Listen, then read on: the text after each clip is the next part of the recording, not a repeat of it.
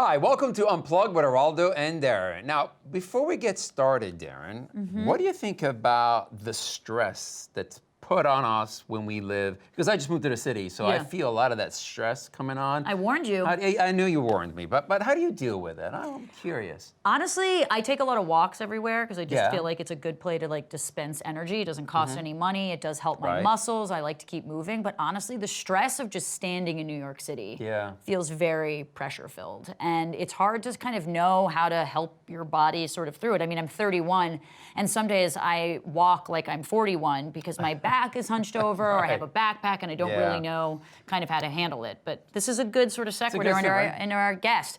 We have a lot of amazing guests today, so let's get actually started. Joining us is John Newton, the founder of Health Beyond Belief. After an awakening in his late 20s, John's ability to help people shifted tremendously. As he describes, quote, "The veil's lifted, revealing an experience of absolute oneness." Now, John, thanks so much for stopping by today. Thank you. I guess let's talk about stress, right? We all have it.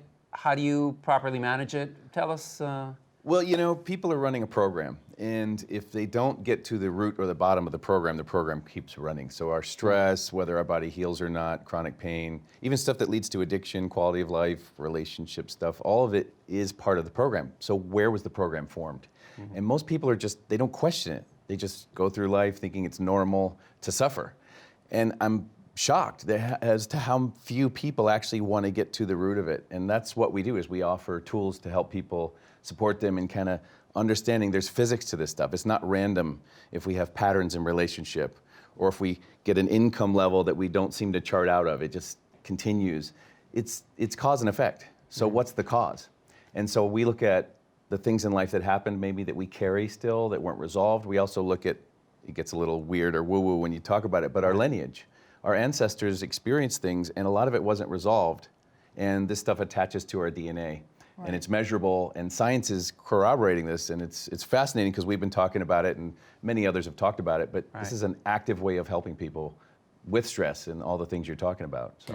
There's a lot of things out there, I feel like, that at least claim to help stress or this and that. What makes your method different than anything else out there? Well, there are a lot of good things. You talked about walking. Walking is great. Meditation's great. Mindfulness. You know, there's a lot of tools that we can access, even a therapist, you know, things like that.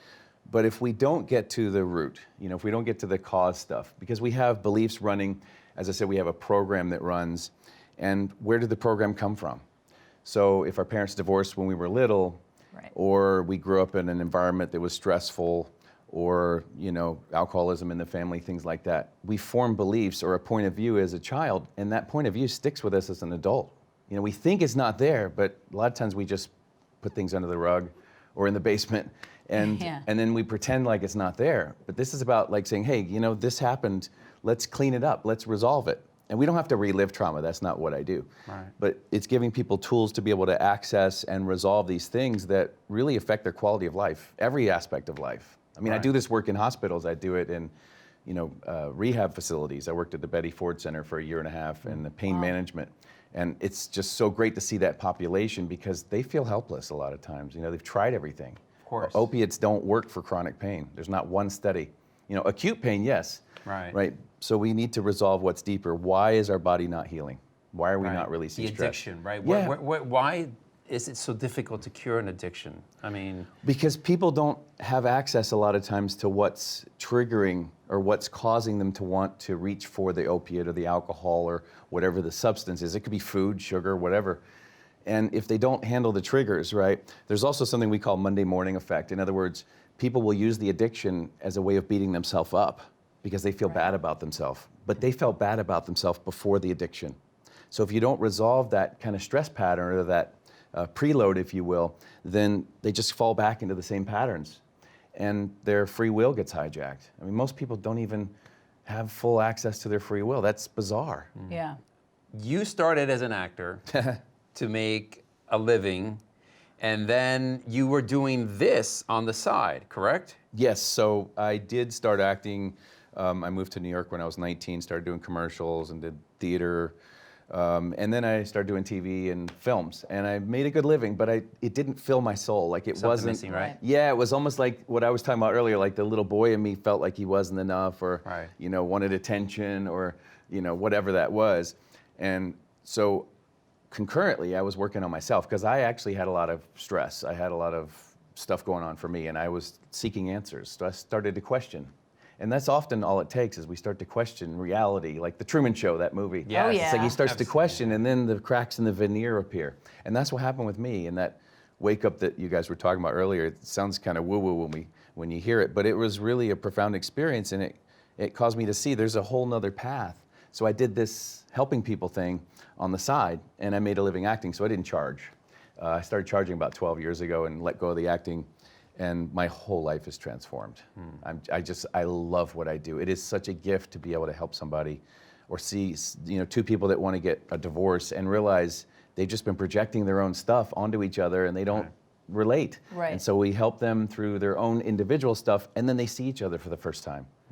Or they part as friends, but it's not this, Right. crazy thing that we can see. Right. But yeah, I did both, and I loved it, but I didn't love the acting. It was more of like probably an addiction. It's like Yeah, right. the carrot. It's a way to make money, just to support It was a great way to yourself. make money, but also that great job's just around the corner. Yeah, right. And I was doing things like Melrose Place and stuff. Right. I'm not putting down Melrose Place. It was a great paycheck, but it wasn't, it Not wasn't fulfilling. Shakespeare. Yeah, It wasn't- right. Right. That's fair. Well, I do feel a sense of calm being with you. I feel like I do. we could stay all day. But I wanted to ask you a little about Letdown and sort of how that affects humanity, if you can go into that briefly. Letdown is huge. They say beauty is in the eye of the beholder, but everything truly is. In other words, we see the world through the lens that we carry. And when we were let down a lot, and most of us were, even our ancestors that went through World War I and II, and before that stuff happened, we see the world in a framework of letdown, so we start to look and expect it. So we go in for a raise to ask for a raise, and we almost have a frequency in us that we don't deserve it or it's not going to happen. And then, of Right. course, we sabotage or whatever happens.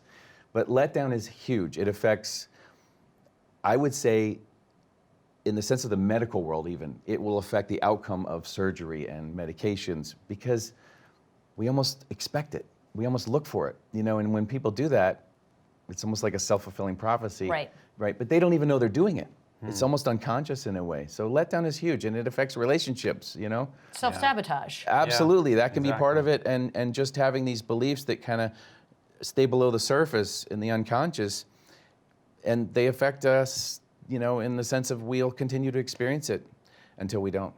I like the physics aspect. Right. Let's address what led to letdown. What's the first letdown? Let's clean it up, and Right, then we right, don't right. have to carry it. Start from the basics and. Well, John. yeah, absolutely. Thank you. This Hey, is so fun. much. Thank I you feel so awesome. I much. feel I'm glad you found your spiritually empowered. I calling actually in really life. do. Yeah, right, exactly. All right. Thanks. Stay with us. We'll be right back after the break.